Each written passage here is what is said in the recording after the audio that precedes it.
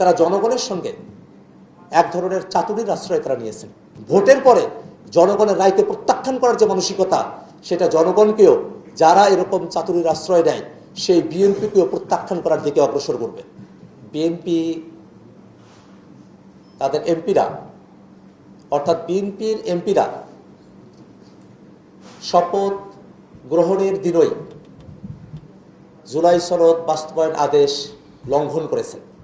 তারা আইনের ব্যত্যয় ঘটিয়েছেন। কারণ সেখানে খুবই প্লেন ল্যাঙ্গুয়েজে একই শপথ অনুষ্ঠানের কথা বলা আছে। এই যে জুলাই সনদ বাস্তবায়ন আদেশ লঙ্ঘন করে যাওয়া, এই জিনিসটা একদিনে ঘটেনি। আমরা যখন অভ্যুত্থান পরবর্তী সময়ে ঐকমত্য কমিশনে সংস্কারের পক্ষে কথা বলতাম, সে সময়টাতে বিএনপির সাথে আমাদেরকে প্রচুর পরিমাণে দিন দরবার করতে হয়েছে। একে তো নানা ধরনের আইনের প্যাচ তারা উপস্থাপন করেছেন, অনেকগুলো বিষয়ে তাদের পার্টির তরফ থেকে রিজার্ভেশন দিয়েছেন, অনেকগুলো বিষয়ে তাদের পূর্বেকার ৩১ দফার যে কমিটমেন্ট সেখান থেকেও তারা সরে এসেছিলেন, এবং নোট অফ ডিসেন্টে ভরপুর একটা ডকুমেন্ট প্রস্তুত করার দিকে, যেটা অপূর্ণাঙ্গ, যার কোনো আইনি কার্যকারিতা থাকবে না, এমন ধরনের একটা প্রচেষ্টার মধ্যে তারা ছিলেন। কিন্তু সেই ঐকমত্য কমিশনে বিএনপি এবং তাদের একেবারেই অনুগত এবং পরবর্তীতে বিএনপিতে বিলীন হয়ে যাওয়া কয়েকটি রাজনৈতিক দল ব্যতি রেখে অধিকাংশ রাজনৈতিক দল আমরা সকলে মিলে জুলাই সনদের পক্ষে, সংস্কারের পক্ষে, বাংলাদেশটাকে নতুন করে গড়ার পক্ষে যে দৃঢ় কমিটমেন্ট ব্যক্ত করেছিলাম, তারই প্রেক্ষিতে বাংলাদেশে জুলাই সনদ হলো। জুলাই সনদের একটা স্বাক্ষর অনুষ্ঠান সম্পাদিত হলো। সেই স্বাক্ষর অনুষ্ঠানে যে পেপারে রাজনৈতিক দলগুলো স্বাক্ষর করলেন, সেখানে জুলাই সনদের পূর্ণ বাস্তবায়নের প্রতিজ্ঞা তারা করেছেন। একেবারে পূর্ণ বাস্তবায়ন, পরিপূর্ণ বাস্তবায়ন, এই শব্দই সেখানে লেখা আছে সেই প্রতিজ্ঞানামার মধ্যে। আমরা দেখলাম গণভোট হবে, বিএনপির বুদ্ধিজীবীরা তারা না ভোটের ক্যাম্পেইন শুরু করলেন। না ভোটের ক্যাম্পেইন, ছাত্রদলের পেজ থেকে না ভোটের ফটোকার্ড, নানাভাবে তারা এই ক্যাম্পেইনটা করতেছিলেন।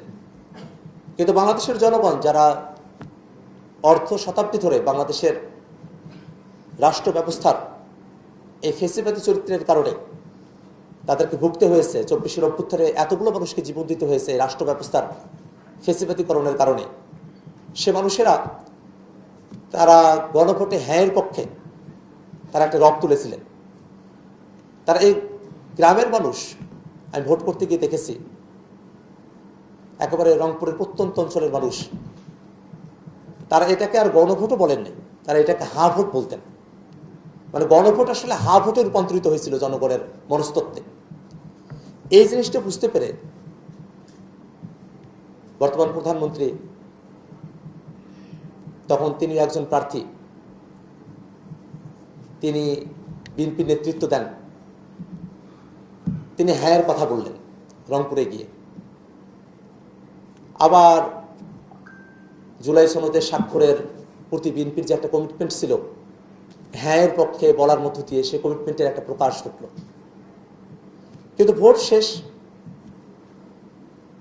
তারা বলতে শুরু করলেন যে তারা গণভোটে রাজি হয়েছিলেন যাতে করে নির্বাচনটা আদায় করা যায়। অর্থাৎ তারা জনগণের সঙ্গে এক ধরনের চাতুরির আশ্রয় তারা নিয়েছেন।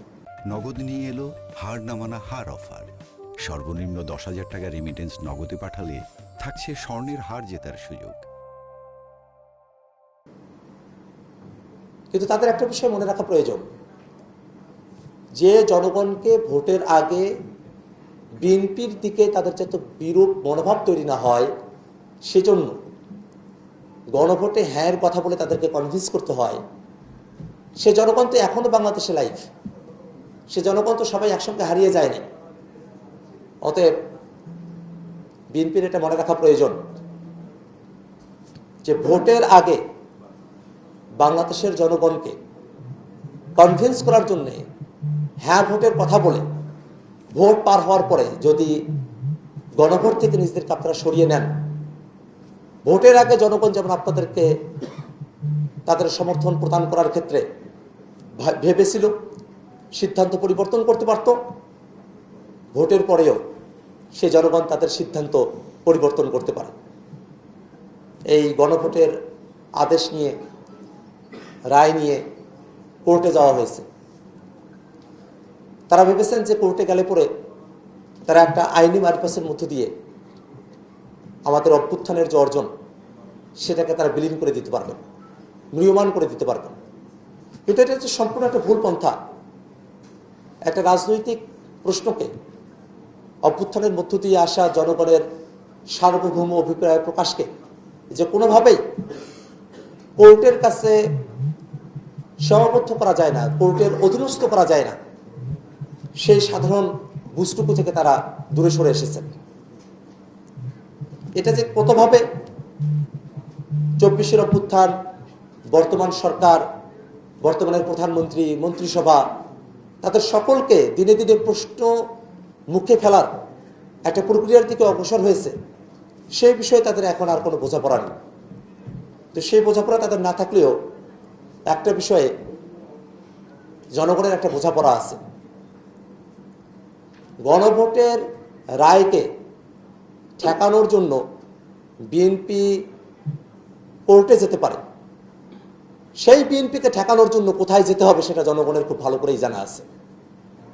অতএব যদি বিএনপি এত পরিমাণে মানুষের সমর্থনে জয়ী হয়ে আসা গণভোটের ব্যাপারে, রায়ের ব্যাপারে তারা যদি দোদুল্যমান যে পরিস্থিতি এবং বিরুদ্ধচারণের পথ যদি তারা অনুসরণ করতে থাকে, তাহলে বাংলাদেশের জনগণ শুধুমাত্র যে ভোটের মধ্য দিয়েই এদেশের ক্ষমতার পরিবর্তন করে, ব্যাপারটা এমন নয়। সে শিক্ষাটা তাদের মনে রাখা প্রয়োজন। বাংলাদেশে আওয়ামী লীগ নিজেদেরকে অনেক শক্তিশালী এবং আসলেই দুর্দান্ত প্রতাপশালী, অনেক ক্ষমতাবান এবং জুলুমবাজ হিসেবে তারা প্রতিষ্ঠা করতে পেরেছিল। সেই আওয়ামী লীগও বাংলাদেশে ভোটের মধ্য দিয়ে তারা ক্ষমতা থেকে চ্যুত হয়েছে, ব্যাপারটা এমন ঘটে নাই। বাংলাদেশের জনগণ রাস্তায় এসেছে, জীবন দিয়েছে এবং আওয়ামী লীগকে বাংলাদেশ থেকে বিতরণ করেছে। অতএব শুধুমাত্র ভোটের সময়টাতে জনগণকে সন্তুষ্ট রেখে ভোটের পরে জনগণের রায়কে প্রত্যাখ্যান করার যে মানসিকতা, সেটা জনগণকেও, যারা এরকম চাতুরীর আশ্রয় দেয়, সেই বিএনপিকেও প্রত্যাখ্যান করার দিকে অগ্রসর করবে।